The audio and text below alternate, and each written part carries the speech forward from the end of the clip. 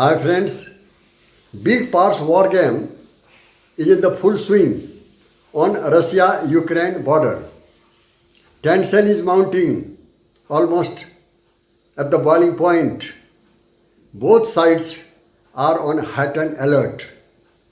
The warship is moving, the fighter jet is thundering, and even the ballistic nuclear missile is awaiting. And diplomacy too is hyperactive over there. Seems as if the Cold War is back, and the same one is becoming hot. In the meantime, some news is coming that ceasefire is made between the two sides.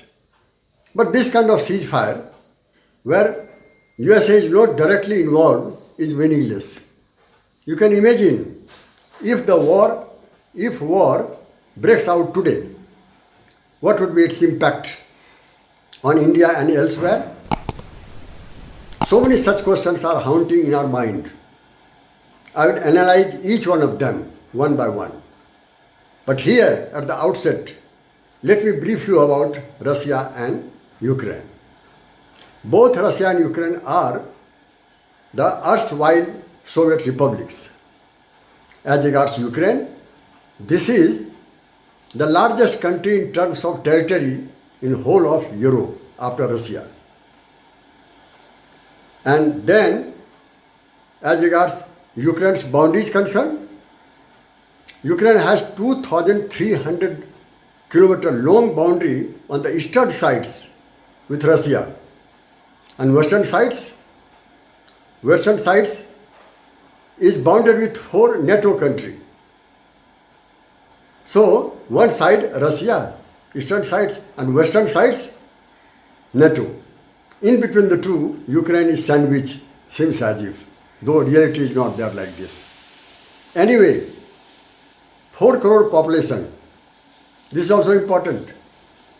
Out of which 78% are Ukrainian and 18% are Russian, pro-Russians. Here is also the problem. I will tell you later on. Okay, this kind of things keep happening. But why a lot of hue and cry on the border? Let me tell you its past, brief in past, where the root cause of the today's crisis lies. First of all, Soviet Union was collapsed in 1991. At that time, USA and its allies promised no encroachment in erstwhile Soviet republics. But later, what happened? Breaking their promises, and it started encroachment, heavy troops, arms, and even the ballistic missiles are deployed in 7 such countries. This is a fact. As regards current crisis is concerned, the flashpoint is Ukraine. In 2008, NATO had promised them to be included into NATO as member. Meanwhile, in 2014, pro-Russian president of Ukraine was toppled down. Then immediately, military exercises started between Ukraine and NATO. Weapons were delivered. NATO's weapons were delivered to Ukraine. Then further conspiracy started as how to block Russian access to Black Sea. Black Sea, is strategically very, very significant for all of them. And also it started strategic encircling from all the sides of Russia. Meanwhile, Russia had done one big thing, that it had annexed Crimea. Crimea, was the part of Ukraine, peninsula of Ukraine. But Russia had captured them as per the people's desire on referendum. Anyway, in the meanwhile, pro-Russian people in Ukraine started agitation for separation from Ukraine. Russia is backing them. violence from both the sides, agitationist and the Ukrainian police has taken almost 14,000 lives so far. Putin says the kind of relationship is growing between Ukraine and Nato. That tomorrow the result would be Nato would be the pad, the launch pad for NATO's missiles targeted towards Russia. That is what he has said recently. So he says, I'm thinking to lay down red lines to stop all such things. And then Russia further has rejected all kinds of suspicions in the minds of Ukraine and USA that Russia is here for invasion. Russia says, I'm not here for invasion at all. I'm only responding their aggressive attacks, aggressive policies, that's all. Anyway, apart from the security sides, that Ukraine is significant for Russia, even for other regions also, Ukraine is very, very significant. Ukraine matters so much for Russia, even from emotional point of view, historical point of view, and also cultural point of view. You know, Russia has lost all 14 former Soviet republics. But the loss of Ukraine is very, very painful for entire Russian people. They have the feeling that in the history, during 19th century, both were belonging to the same nation. The name was Rus. Vladimir, their godfather, was the same. There are two identities, the Orthodox Christianity and Slavism also the same. So all these facts are here before them. Now as regards the Russian other aspect is concerned, that despite Russia and Ukraine today are the two different countries, but as I told you, that both of them having same identity. So two nations, one identity. This is a fact. So Russian people call it little Ukraine, they call Ukraine as little Russia. So emotionally they are very, very linked to each other. They don't want to lose Ukraine in the hands of NATO. The final picture is both sides are adamant not to consider each other's demands. Russia says, we are not going to withdraw our troops from Ukraine border unless guarantee is given by USA that NATO will not extend membership to Ukraine. US response, no concession to Russia, says that NATO is a democratic institution having opened their policy and they don't want to slam this kind of policy. As regards NATO membership or weapons or troops, only given to those who apply for it.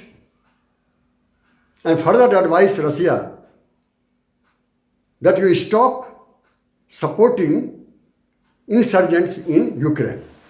Russia says, how? If you are so fond of human rights, why you don't accept human rights of those pro-Russian people going for agitation against the harassment made out to them by Ukrainian government? So therefore I said, both are at two different extremes. Hardly there is any chance of compromise. This is what the whole situation is there. Now let us see analysis part, implication part. The first of all, if suppose the war breaks out, what will happen? First of all, China and Russia will be closer. Why so? Because both of them having the same problem from West. Russia is getting pressure on Ukraine and China pressure is getting on Taiwan. If at all China and Russia are closer, that would be India's disadvantage. Arms supply from Russia may be blocked on pressure of China, and Russia cannot deny it. Political support given to China, India so far by Russia may be affected, including Afghanistan issue. Maybe Russia more closer to Pakistan. All it is a hypothesis, but anything could be possible. Anything could be done. Maybe tomorrow, Western countries, Europe and USA, trying to soften their stand against China so that Russia can be isolated. If at all it happens, then also it is disadvantage on the part of India, because USA will not be active on Indo-Pacific zone. USA will not be active on South China Sea problem. USA will not be active in Afghanistan against China or Chinese incursion on Ladakh. This would be adverse situation for India. Moreover, India already has trade relationship with Ukraine that may be affected. Almost 10,000 Indians are staying there, whether students or workers. They have been asked by India that you get registered, get your name registered with the embassy, that any moment you could be asked to come back to India. This is the situation. As relation between India and European Union is concerned, free trade association is going on discussion that may be affected. That has come to India from China, and then again it would be going back to China with them. All possibilities are there. Now, as regards the revival of Cold War, here there are think tanks, two think tanks. One believe that Cold War is possibility, revival. Others said not to be revival. Those who believe that Cold War may come again between USA and Russia, what is their argument? They say that American arms, troops, ballistic missiles are already deployed very close to Russia in the Eastern Europe. Russia may, that also USA does not rule it out, that Russia may deploy ballistic missiles in Venezuela or Cuba, that geographically very close to America. Soviet Union already done it in 1962 in Cuba. That was a great, missile crisis, and world was on the verge of third World War. That history may repeat itself. That possibility is there. Number two, that even Russia is not Soviet Union today, that we accept it. But Russia cannot be underrated also.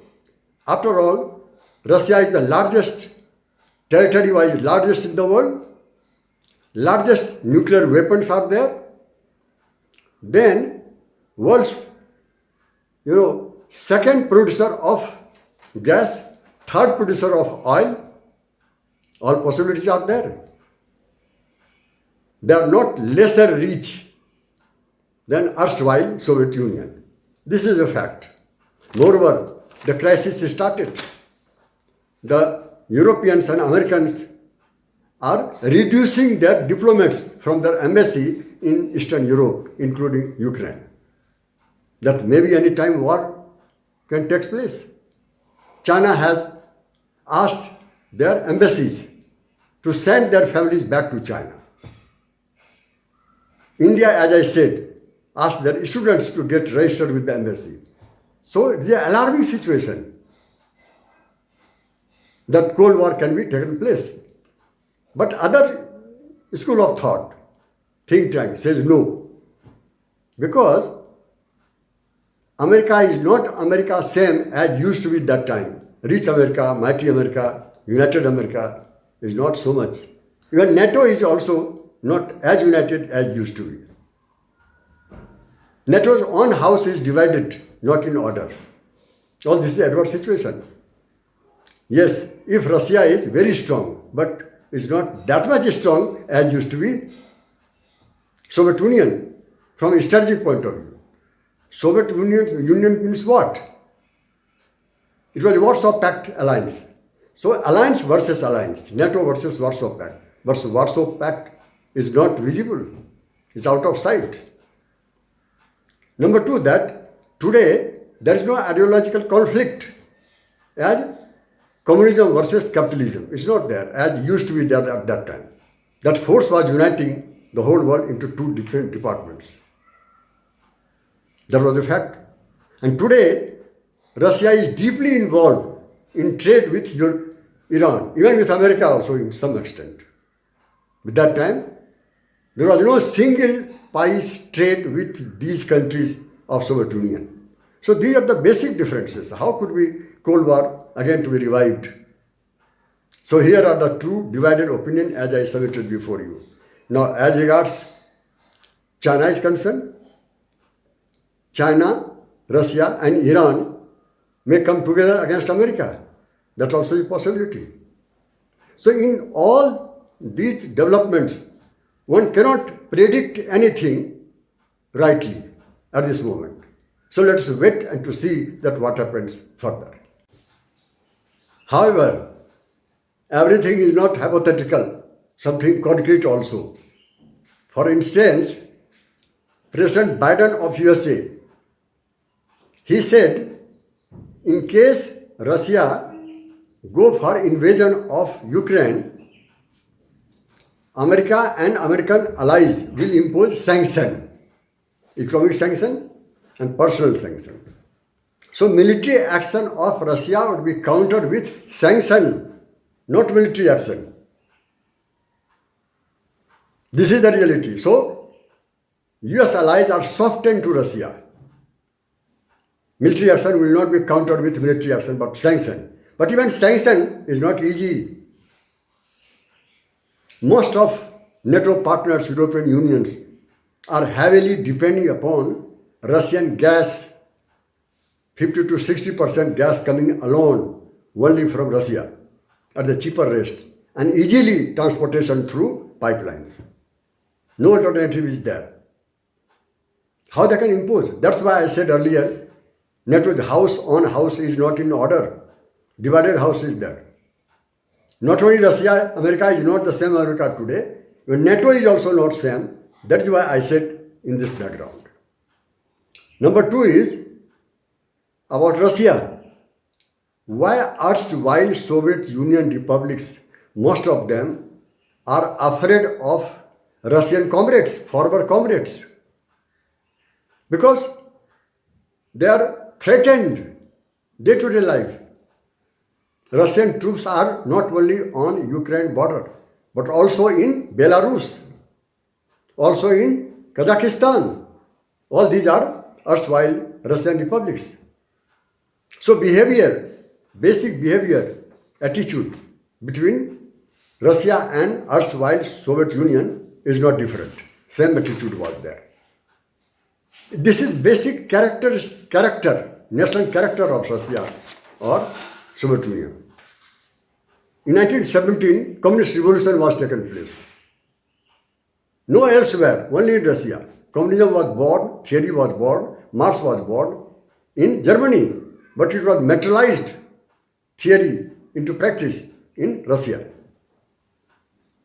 This is number one. Number two, when Soviet Union was organized, Cold War started, then Soviet Union invaded Hungary in 1956, Czechoslovakia in 1968, Afghanistan in 1979, and recently, as I said earlier, Crimea in 2014. So, aggressiveness is the basic character of Russia. This is a fact. How America will counter it? How European Union will counter it? These are the things, reality before us. Now, as regards India is concerned, why India is a silent spectator, despite the fact, aware of, that if at all war breaks out, as I said earlier, that would be great disadvantage on the part of India from many points of view. Is it India's non-aligned policy? Sorry, this is not non-alignment. Non-alignment is not passive, it is active. As in 1956, as in 1962. You know, 1962, when Cuban crisis started, India was on the front to negotiate, subsidize the matter along with other non-aligned leaders. They talked to Soviet Union and America both. And finally, the war was avoided. Now, as regards the Suez Canal problem, in 1956, again non-aligned countries were on the front and India was leading them. Where is India today? Why is it missing? So passiveness is no answer to the non-aligned. Okay, we want to be neutral. Neutral means what? Keep quiet. India is not a small guys. It's not a banana state like Nepal, Bhutan. No, India is a big country and dreaming for big power in future. It has to be active, has to be on the forefront. All these factors are keeping into mind. At the last, that Trotsky of Russia, who was opponent of Lenin in 1917. Once he said that you may not need Russia, but Russia needs you. Even if you avoid Russia, Russia will not avoid you. Russia will catch you. All these things are before you. Now let us wait and to see what happens over there in Ukraine border. Cold war or no Cold war, impact bad or good. Good, there is no chance, it has to be bad. Maybe good for somebody else. Russia is aggressive, there is no doubt. America is not that much. So with these words, I pray and presume good sense prevails and there will not be a war and the peace prevails. With these my words, this is the end of my video. Thank you very much to each and every one of you.